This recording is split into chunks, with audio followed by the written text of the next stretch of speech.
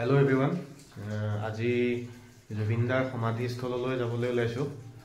জুবিনদা আমাৰ মাজৰ পৰা নাইকিয়া হোৱাৰ আজি 14 দিন হৈ গ'ল। এতিয়াও বোলে সমাধিস্থলত মানুহ ভিৰ কমাই নাই। গতিকে চাই আহোচোন কেনেকুৱা কি হৈ আছে। আপোনালোককো দেখাবলৈ চেষ্টা কৰিম। আসলে জুবিনদাক যোনদিনা লৈ অহা হৈছিল গুৱাহাটীলৈ সেইদিনা আমি আছিলোঁ এয়াৰপৰ্টত গোটেই ৰাতি ৰৈ আছিলোঁ জুবিনদাৰ কাৰণে। ৰাতিপুৱা পাইছিলেহি। তো আজি সমাধিস্থললৈ যাওঁ। তাত কেনেকুৱা কি পৰিস্থিতি মানুহৰ দুখটো এতিয়াও কমাই নাই। গতিকে চাওঁচোন কি হৈ আছে। বাকি কথা পাতি আছো। এতিয়া আমি গৈ আছো জুবিনদাৰ সমাধি ক্ষেত্ৰলৈ। লগত আছে বা আছে, ফালে ভাগিন আছে, ভাইটি এটা আছে। গৈ আছো আমি।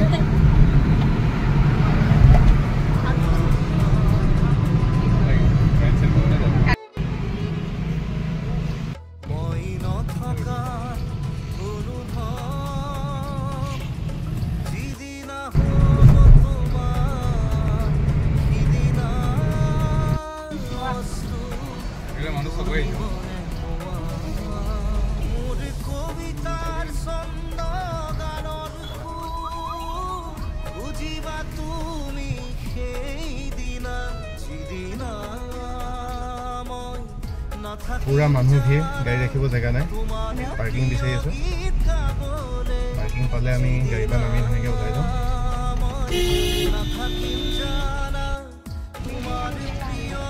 পুৰা মানুহ চবফালে গাড়ী।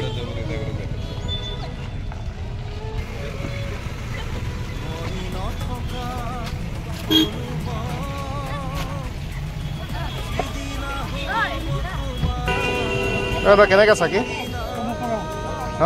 কেনেকে চাকি লওক, চাকি মন নালাগে। 50 টকা তিনি হেৰিয়ত ন, 3টা চাকিৰ কাৰণে এইটো হ'বনে?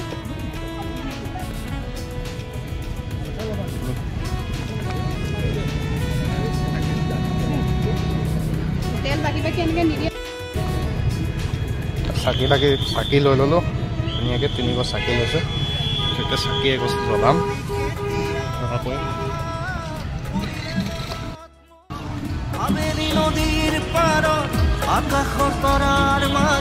শ্ৰদ্ধানম্বৰ দিনাও ইমান মানুহৰ ভিৰ কমাই নাই। চাকি চাকি জ্বলাইছে।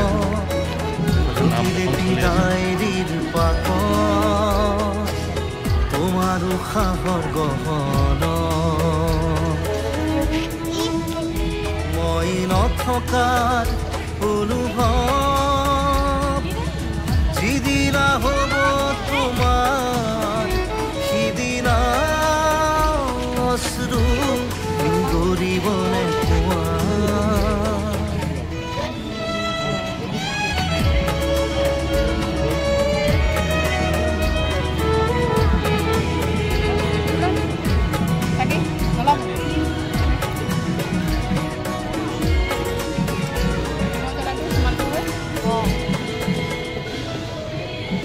আকৌ পোহৰ বেলি যদি পশ্চিমত ডুবিব নাই, জোনৰ সাৰথি তৰা হয়। সেই লক্ষ কোটি তৰা সুধিলে তুমি মোৰ বতৰা দিব তোমাক বিৱৰি। লক্ষ কোটি তৰা সুধিলে তুমি মোৰ বতৰা দিব তোমাক বিৱৰি। মই নথকাৰ অনুভৱ যিদিনা হ'ব তোমাৰ সিদিনা অশ্ৰু নিগৰিবনে কোৱা।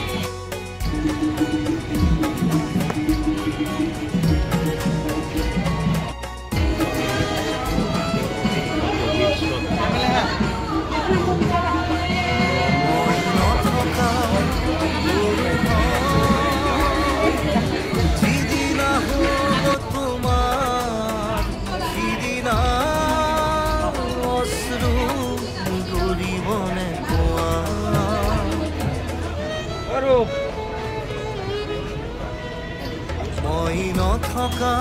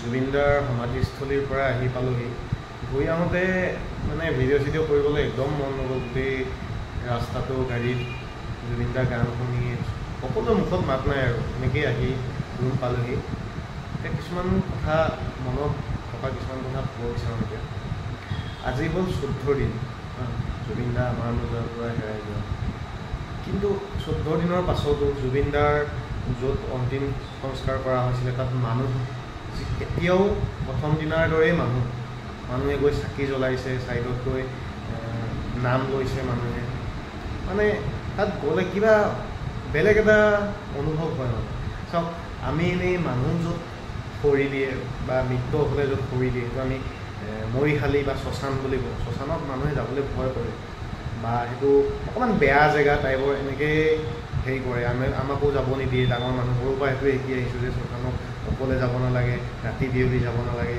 তাতে বেয়া বস্তু থাকে তেনেকুৱা ধৰণৰ কথা আমাক কয় কিন্তু জুবিনদাৰ যোনটো শ্মশান সেইখনত আজি আপুনি গ'লে এনেকুৱা লাগিব এইটো শ্মশান নহয় এটা মন্দিৰ হাজাৰ হাজাৰ মানুহে তাত সদায় চাকি জ্বলায় ধূপ জ্বলায় সেৱা কৰে ফুল দিয়ে মানে বেলেগ এটা পৰিৱেশ আৰু তাত গ'লেই মানে মনটো কান্দিও উঠিব ভালো লাগিব মানুহজনৰ প্ৰতি মানুহৰ মানে জুবিনদাৰ প্ৰতি মানুহৰ মৰম দেখি ভাল লাগি যায় মানে আৰু বেয়াটো লাগে অভিয়াছলি সকলোৱে এতিয়াও মানে দুখতে আছে নিজৰ মানে জুবিনদা নাইকিয়া হোৱাটো আৰু ইমান ডাঙৰ কথা আচলতে জুবিনদাক এজন মহাপুৰুষ বুলি ক'লেও চাগে কম কোৱা নহ'ব কাৰণ অকল গান নহয় গান অভিয়াছলি গানত 40,000 গান লিখিছে গাইছে বা এইখিনি কথাটো আছেই কিন্তু জাতিটোক যেনেকৈ একতা এক কৰি ৰাখিছিলে এতিয়া প্ৰতিটো কথাতে মাত মাতিছিলে তেনেকৈ কোনেও মাত মাতিব নোৱাৰে আৰু ভৱিষ্যতে পৰা নাছিলে আৰু ভৱিষ্যতেও নোৱাৰে আৰু 100 বছৰ 1000 বছৰ হ'লেও জুবিনদাৰ নিচিনা এজন